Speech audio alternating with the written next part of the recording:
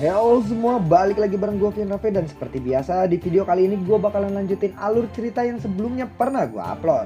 Dan karena hasil voting kemarin masih tetap menang session 10 pada siang hari dan session 6, 7, 8, 9 pada malam hari, maka gue bakalan lanjutin alur session 10-nya. Buat kalian yang baru aja gabung di channel gue, kalian bisa langsung cek playlist di channelnya, dan disitu akan banyak berurutan session-session sebelumnya yang pernah gue upload. Jadi tanpa banyak basa-basi lagi, yuk kita langsung cek out aja alur ceritanya.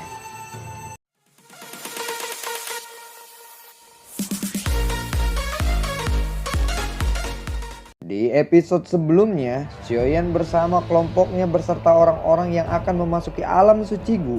Mereka lalu dijemput oleh beberapa kapal perang. Setelah semua orang memasuki kapal perang dan kapal pun mulai bergerak melintasi ruang angkasa. Benar-benar kapal perang yang misterius, ucap dari Xiaoyan. Kemudian ada seseorang berkata di belakang Xiaoyan. Hahaha, kapal perang semacam ini adalah sesuatu yang diwariskan oleh klan Gu dari zaman kuno. Ini disebut kapal pesawat luar angkasa. Dalam hal kecepatan, kemungkinan seseorang ahli di puncak Dozun tidak akan bisa mengejarnya. Xiaoyan lalu menoleh dan dia melihat seorang pria berjubah putih. Di dahi pria ini ada simbol api. Orang ini adalah salah satu orang yang dilihat Xiaoyan di toko anggur saat itu. Tuan, terima kasih atas informasinya, ucap dari Xiaoyan. Haha, kamu terlalu sopan. Aku Huo Xuan. Pria berjubah putih itu bernama Huo Xuan. Namaku adalah Xiaoyan, ucap dari Xiaoyan. Ya, kamu adalah juara pil gathering, Xiaoyan. Aku sudah tahu siapa kamu, ucap dari Huo Xuan. Apakah saudara Huo adalah anggota klan Yang? Tanya dari Xiaoyan. Ternyata kamu mengetahuinya. Aku ingin tahu apakah saudara Xiaoyan datang ke alam Gu karena pembukaan makam surgawi, ucap dari Huo Xuan. Makam surgawi? Tanya dari Xiaoyan.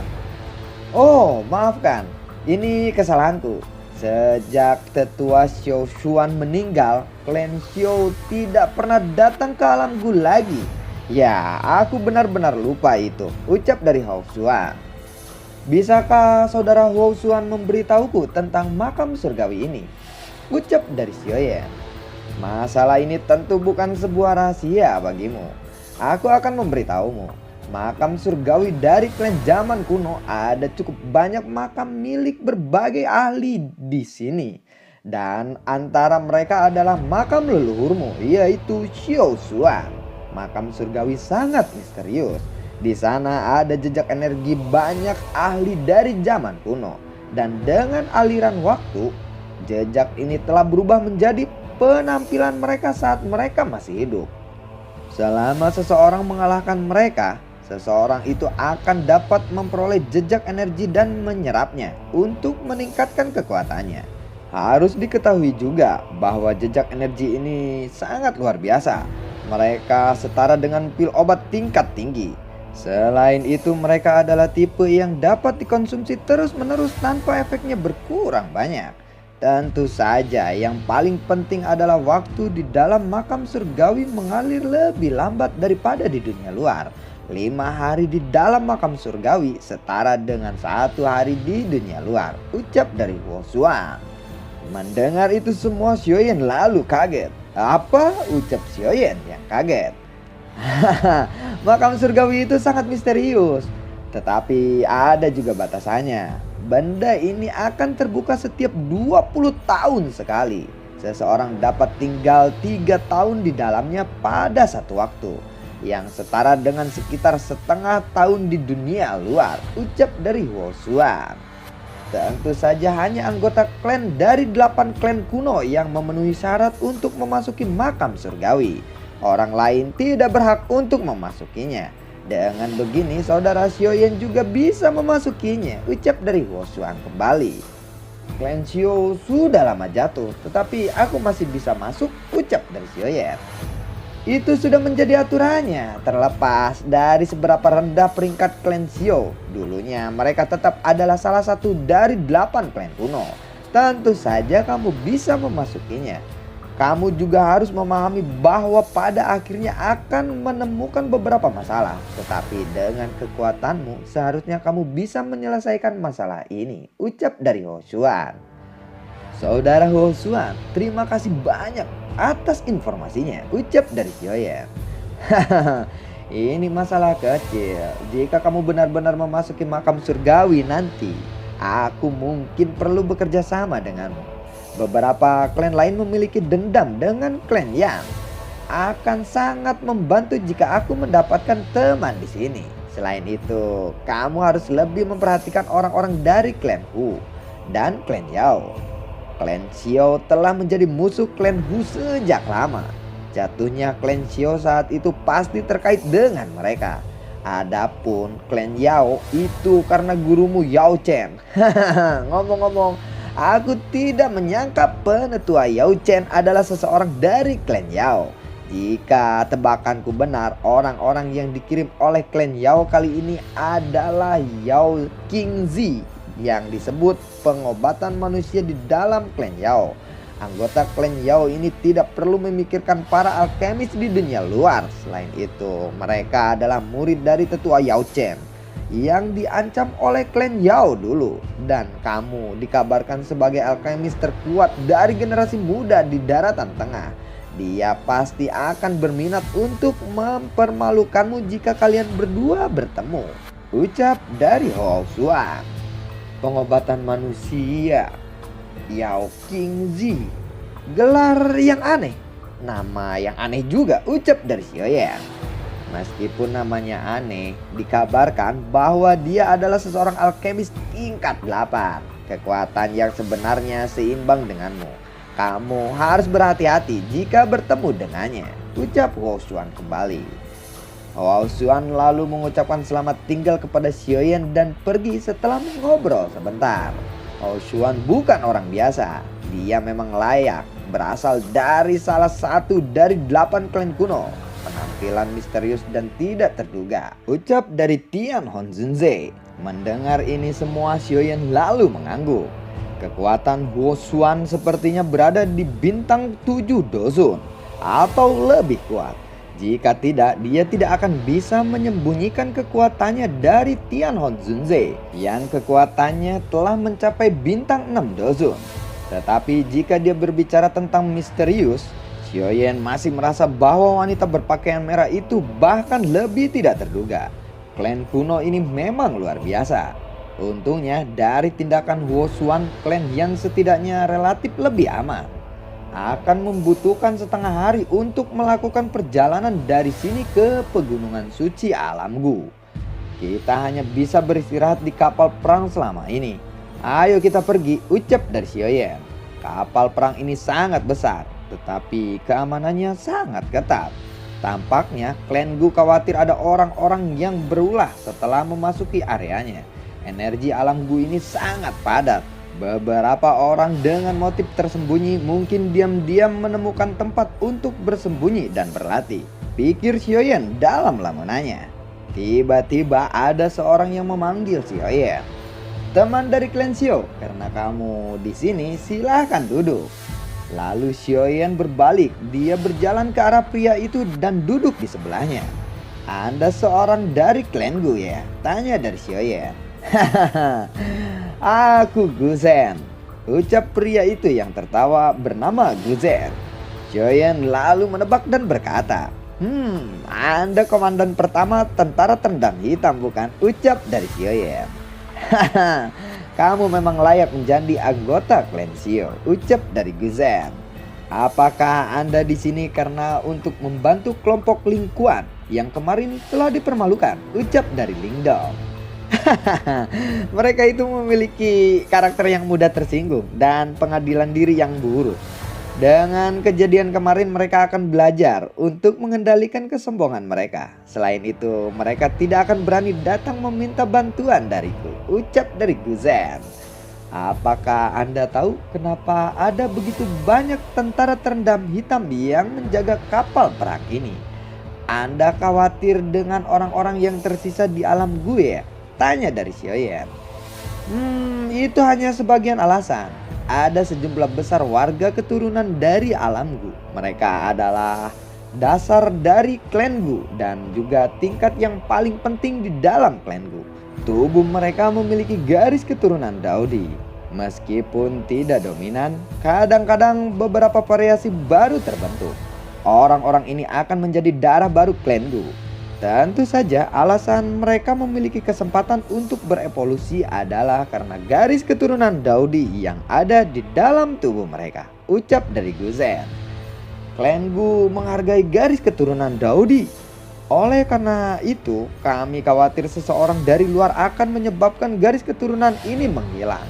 Sebagai hasilnya, kami telah mengambil tindakan pencegahan terhadap siapapun yang tersisa di alam Gu, bahkan untuk waktu yang singkat. Lanjut ucap dari Guzen. Lalu Guzen memandang Xiaoyan dan berkata dengan tegas, dalam aturan klan Gu, ada aturan yang jelas bahwa seseorang tidak diperbolehkan menikah di luar klan.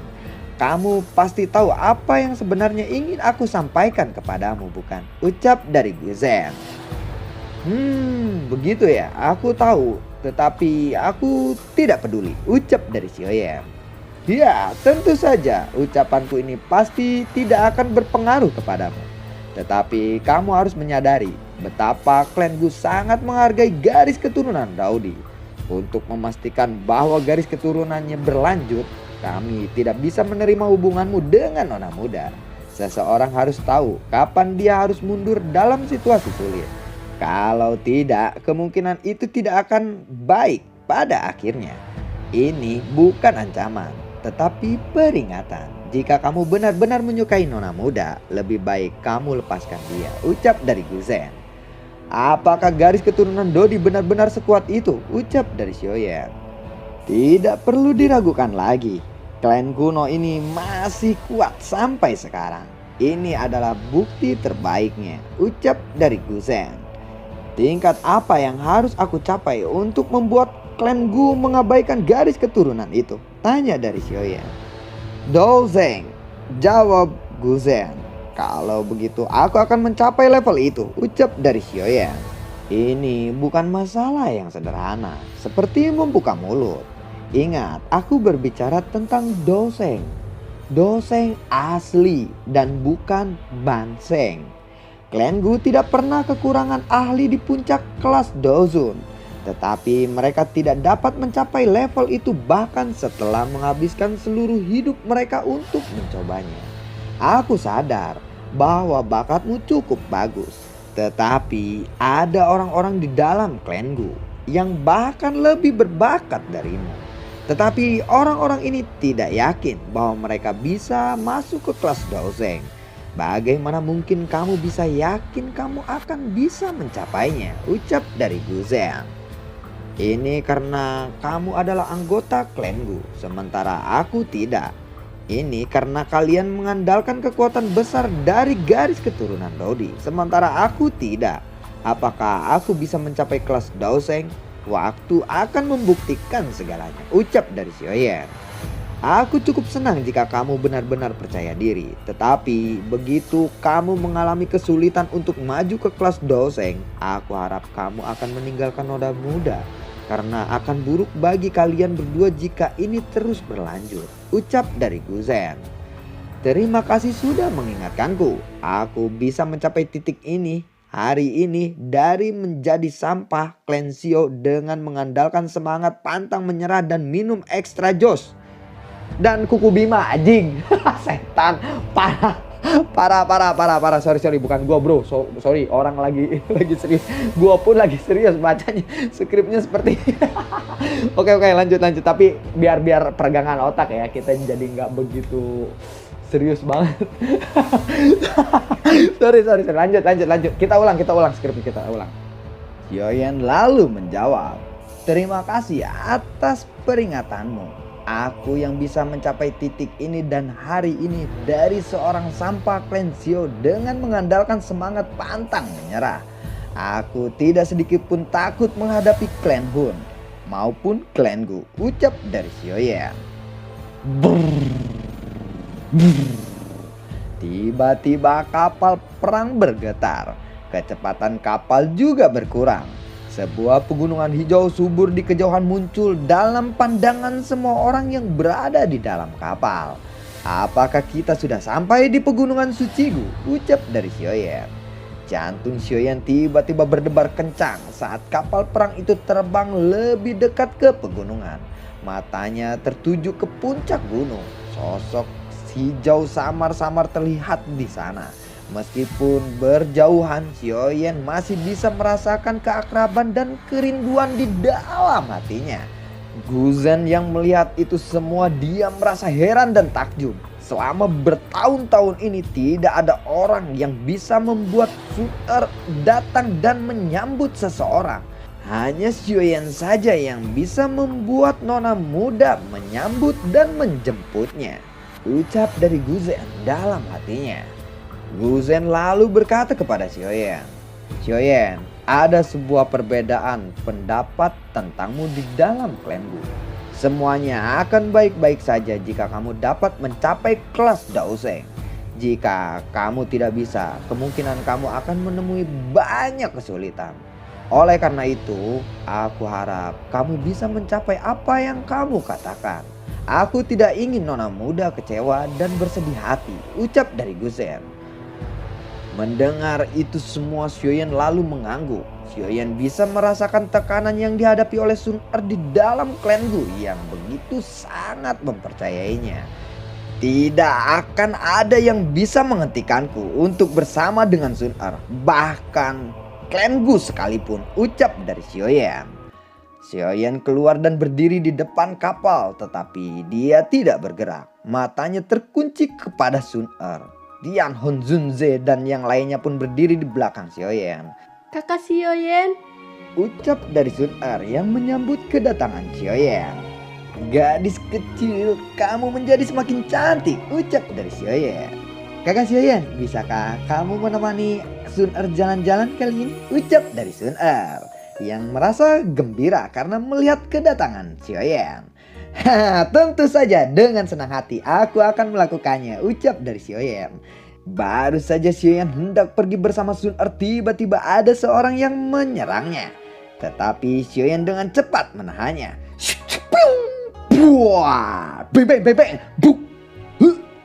Para tetua, apakah kalian tidak tahu apa itu sopan santun? Menyerang saat kalian bertemu tamu. Apakah kalian mencoba membuat tamu-tamu ini berpikir bahwa klan Gu penuh dengan orang-orang yang barbar? Ucap dari Sun-er. Kata-kata nona muda terlalu serius. Kami belum pernah melihat anggota klan Xiao selama bertahun-tahun. Sekarang kami telah bertemu dengan salah satunya. Kami akhirnya menjadi bersemangat dan ingin menyelidiki kekuatannya, ucap seseorang ketua dari klan Gu. "Dozen bintang 8 ya," ucap Xiaoyan dalam hatinya. Tiba-tiba ada suara yang bergema di langit. "Penetua Guqian, hari ini adalah hari di mana klan Gu menerima tamu. Tindakanmu ini sangat berlebihan. Pergilah, kamu tidak boleh melakukannya lagi." Mendengar itu semua, Guqian lalu menjawab, "Baiklah, Kakak Xiaoyan, apakah kamu baik-baik saja?" ucap dari Sun-er. "Aku baik-baik saja," jawab Xiaoyan. "Kakak Xiaoyan, apakah kamu sekarang sudah tahu kenapa aku tidak ingin kamu datang ke klan Gu?" ucap dari Sun-er. "Sudahlah, kamu tidak perlu khawatir. Ayo kita pergi. Aku sudah mengerti apa yang akan aku hadapi sebelum aku datang ke alam Gu ini. Masalah ini tidak bisa dibiarkan begitu saja. Kamu telah membantuku menahan mereka selama bertahun-tahun ini. Kini aku mengerti. Dan sekarang adalah giliranku," ucap dari Xiaoyan. Sementara itu di tempat lain yang tidak jauh dari Xiaoyan berada, sosok orang berdiri, matanya melihat Xiaoyan dan Sun-er, dan dia berkata, "Xiaoyan, ini akhirnya datang." Dan seorang pria berjubah perak muncul dari belakangnya dan berkata, "Guyao, sepertinya hubungan antara Sun-er dan dia cukup baik. Apakah kamu tidak berniat menyerangnya?"